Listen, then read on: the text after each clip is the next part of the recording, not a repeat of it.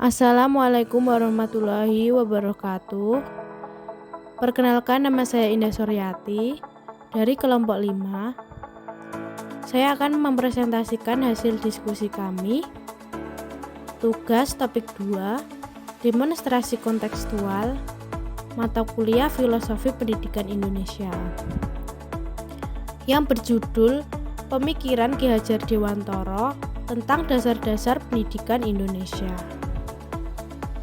Kami kelompok 5 yang beranggotakan, yang pertama Bapak Putra Maulana, yang kedua Ibu Rina Wahyu Hidayati, yang ketiga Ibu Indah Suryati, yang keempat Ibu Nikmah Husnaya, yang kelima Ibu Elin Tias Inggriani.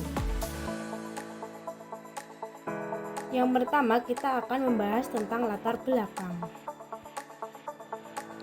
Ki Hajar Dewantara menjelaskan pentingnya memahami secara mendalam arti dan tujuan pendidikan dan pengajaran bagi Ki Hajar Dewantara.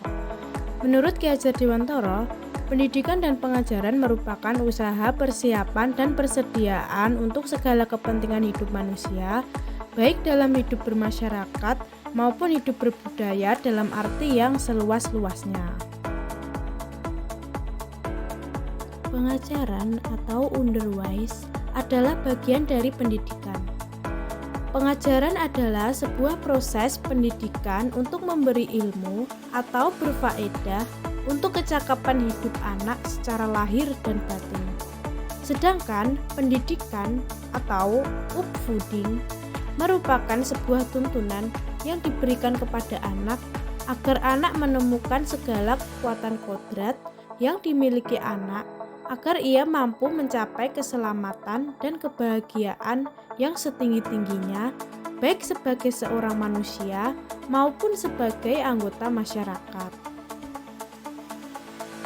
Ki Hajar Dewantara memiliki keyakinan bahwa untuk menciptakan manusia Indonesia yang beradab, maka pendidikan menjadi salah satu kunci utama untuk mencapainya. Pendidikan dapat menjadi ruang berlatih dan tumbuhnya nilai-nilai kemanusiaan yang dapat diteruskan atau diwariskan. Maksud pengajaran dan pendidikan yang berguna untuk kehidupan bersama ialah memerdekakan manusia sebagai bagian dari persatuan rakyat. Manusia merdeka adalah manusia yang hidupnya lahir atau batin tidak tergantung pada orang lain, akan tetapi bersandar atas kekuatan sendiri. Yang kedua, kita akan membahas dasar-dasar pendidikan yang menuntun. Ki Hajar Dewantara menjelaskan bahwa tujuan pendidikan yaitu menuntun segala kodrat yang ada pada anak-anak, agar mereka dapat mencapai keselamatan dan kebahagiaan yang setinggi-tingginya, baik sebagai manusia maupun sebagai anggota masyarakat. Oleh sebab itu, pendidik itu hanya dapat menuntun tumbuh atau hidupnya kekuatan kodrat yang ada pada anak-anak agar dapat memperbaiki lakunya, bukan dasarnya hidup, dan tumbuhnya kekuatan kodrat anak. Dalam proses menuntun, anak diberi kebebasan, namun pendidik menjadi pamong dalam memberi tuntunan dan arahan agar anak tidak kehilangan arah dan membahayakan dirinya. Seorang pamong dapat memberikan tuntunan agar anak dapat menemukan kemerdekaannya dalam belajar. Ki Hajar Dewantara juga mengingatkan para pendidik untuk tetap terbuka, namun tetap waspada terhadap perubahan-perubahan yang terjadi. Kekuatan sosiokultural menjadi proses menebalkan kekuatan kodrat anak yang masih samar-samar. Pendidikan bertujuan untuk menuntun anak untuk menebalkan garis samar-samar agar dapat memperbaiki lakunya untuk menjadi manusia seutuhnya. Yang ketiga, kita akan membahas tentang budi pekerti. Menurut Ki Hajar Dewantara, budi pekerti atau watak atau karakter merupakan perpaduan antara gerak pikiran, perasaan, dan kehendak atau kemauan, sehingga menimbulkan tenaga. Budi pekerti juga dapat diartikan sebagai perpaduan antara cipta atau kognitif, karsa atau efektif, sehingga menciptakan karya atau psikomotor. Misalnya, seorang yang memiliki budi pekerti jujur, maka kecil kemungkinan ia melakukan kebohongan atau mengambil sesuatu yang bukan miliknya. Atau bahkan ia akan merasa terganggu jika melihat ketidakjujuran terjadi di sekitarnya. Kita dapat melihat perpaduan antara pengetahuan atau wawasan tentang kejujuran kognitif dan perasaan yang mengikutinya, seperti ia merasa gelisah jika ia berperilaku tidak jujur. Efektif yang kemudian menghasilkan watak dan budi pekerti jujur yang ditampilkan psikomotorik.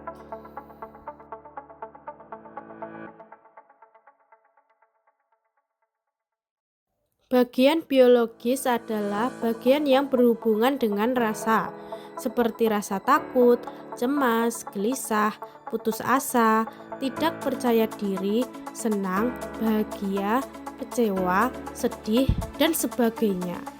Di samping itu, terdapat juga bagian intelijen, yaitu bagian yang berhubungan dengan kemampuan kognitif atau kemampuan berpikir menyerap pengetahuan. Kedua bagian watak atau budi pekerti inilah yang dijadikan dasar penjelasan Ki Hajar Dewantara mengenai kertas yang bertuliskan tulisan samar di dalam pendekatan teori konvergensi. Ki Hajar Dewantara juga menjelaskan bahwa keluarga merupakan tempat utama dan yang paling baik dalam melatih karakter anak atau murid. Keluarga menjadi tempat anak atau murid dalam proses menyempurna menjadi sempurna. Sebagai laboratorium awal dan utama melatih kecerdasan budi pekerti anak agar siap menjalani hidup dalam masyarakat. Kita sebagai pendidik di sekolah ikut turut serta berperan membantu murid untuk menemukan kecerdasan budi pekerti dengan tuntunan dan teladan yang sesuai dengan kebutuhan murid. Seseorang yang mempunyai kecerdasan budi pekerti akan senantiasa memikirkan, merasakan, dan mempertimbangkan setiap perilaku yang ditampilkannya.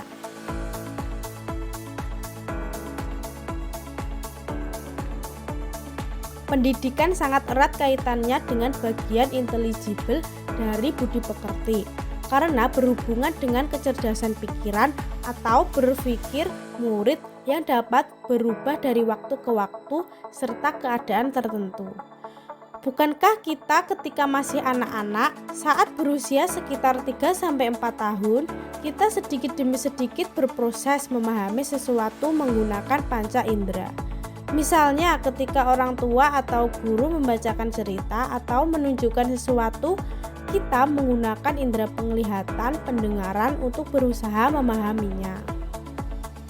Sebagai pendidik, ini tentu kita menemukan berbagai macam watak murid setiap harinya di kelas, menemani proses belajarnya, mendampingi tumbuh kecerdasan pikirannya, dan membantu murid menemukan budi pekerti atau watak baiknya, serta membantu murid mengendalikan dan memperbaiki watak atau budi pekerti yang kurang baik. Misalnya ketika di kelas kita menemukan murid yang belum mampu membaca, menulis, dan berhitung, dengan tuntunan dan dampingan yang tepat, kita dapat mengupayakan yang terbaik agar murid mampu memahami dan memaknai pentingnya membaca, menulis, dan berhitung bagi dirinya, sehingga bisa menuntun murid untuk mampu menguasainya. Budi pekerti merupakan keselarasan atau keseimbangan hidup antara cipta, rasa, karsa, dan karya. Contoh, ketika kita di kelas menemukan murid yang sangat pemalu untuk mengungkapkan pendapatnya, kita dapat membantunya untuk menggali potensi kecerdasan budi pekerti di dalam dirinya dengan membuatnya sadar alasan dan tujuan mengapa penting untuk berani. Akal mengasah perasaan dan perilaku yang membuatnya berpikir. Rasa untuk memunculkan kehendak, karsa untuk kemudian mempertimbangkan perilaku berani mengungkapkan pendapatnya. Memahami kemampuan kodrat anak atau murid sebagai individu yang sadar, mampu memikirkan, memahami, merasakan, berempati, berkehendak, dan bertindak, semestinya dapat kita tanamkan dalam benak kita sebagai pendidik agar murid mampu merefleksi, memberikan makna dari pengalaman-pengalamannya untuk mengenal dirinya.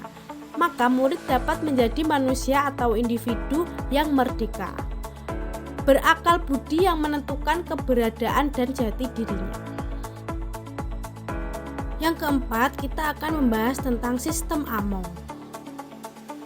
Ki Hajar Dewantara mengenal sistem Among sebagai suatu metode pendidikan yang menekankan pada proses pembelajaran yang dikenal dengan ing ngarsa sung tuladha, ing madya mangunkarsa, tutwuri handayani.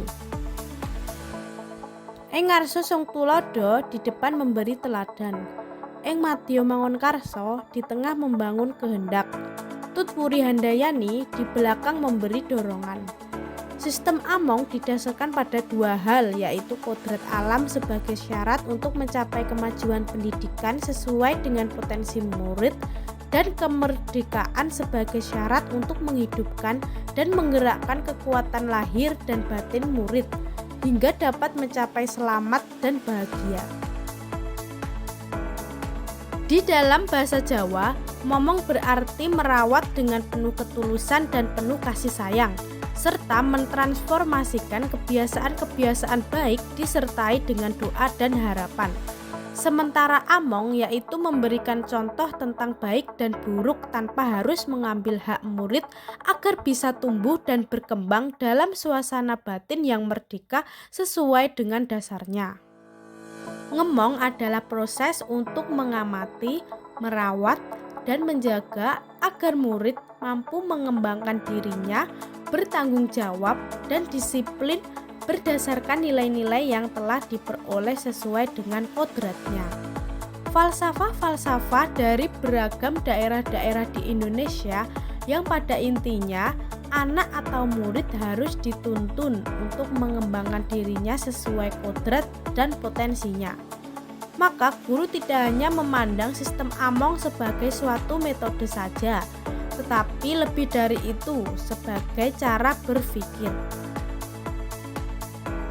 Sistem Among juga penting disadari oleh kita sebagai pendidik atau guru, karena yang pertama, guru harus mempunyai karakter kredibel dan dihormati murid. Yang kedua, guru harus memiliki kemampuan mengelola dan mengembangkan kemampuan sosial emosional yang baik dengan murid dan kemitraan. Yang ketiga, guru harus memiliki tutur kata yang mudah dipahami murid dengan sistematis dan logis. Contoh sistem Among. Yang pertama, saat proses pembelajaran, guru dapat bertanya dan membuka dialog dengan murid tentang kesulitan belajarnya, mendengarkan keluh kesah dan perasaannya. Yang kedua, guru menuntun murid untuk memahami bahwa wajar untuk melakukan kesalahan. Yang ketiga, murid melihat sosok gurunya sebagai contoh berperilaku kepada orang lain dengan perhatian dan kasih sayang. Yang keempat, guru mengajak dan melibatkan murid untuk menentukan tujuan belajarnya dengan menanyakan kesukaannya, keinginan belajarnya, dan lain-lain yang murid merasa dihargai dan didengarkan. Cukup sekian yang dapat kami sampaikan. Kurang lebihnya kami mohon maaf. Terima kasih atas perhatiannya. Wassalamualaikum warahmatullahi wabarakatuh.